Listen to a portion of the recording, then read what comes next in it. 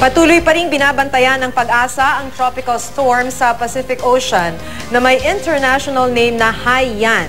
Huling namataan ang bagyong Haiyan sa layong 2,170 kilometers silangan ng Mindanao. Taglay nito ang lakas ng hanging umaabot sa 95 kilometers per hour at bugsong hanggang 120 kilometers per hour. Kumikilos ito pakanluran sa bilis na 25 kilometers per hour. Kung sakaling pumasok ng Philippine Area of Responsibility, tatawagin itong Yolanda. 4 na araw pa siyang lalakbay sa karagatan. So with it, sa ganun katagal, posible pa siyang mag-intensify. Ang damage nito, mas malaki ang damage. Kasi kayang i-uproot yung mga puno, tumbahin yung mga electric post, tanggalin yung bubong ng bahay, lalo na nasa agriculture.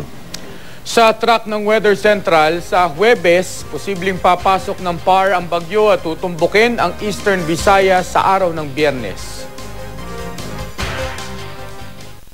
We expect them to implement yung preemptive evacuation doon sa mga lugar na identified.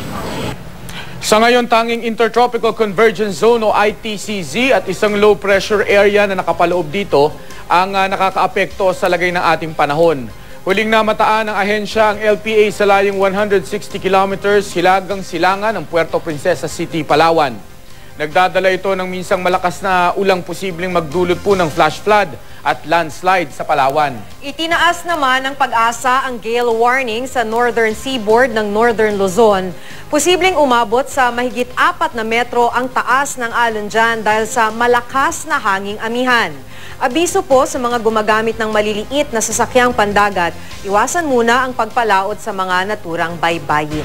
Para sa ibang update, bisitahin ang GMA Weather webpage, Twitter at Facebook page.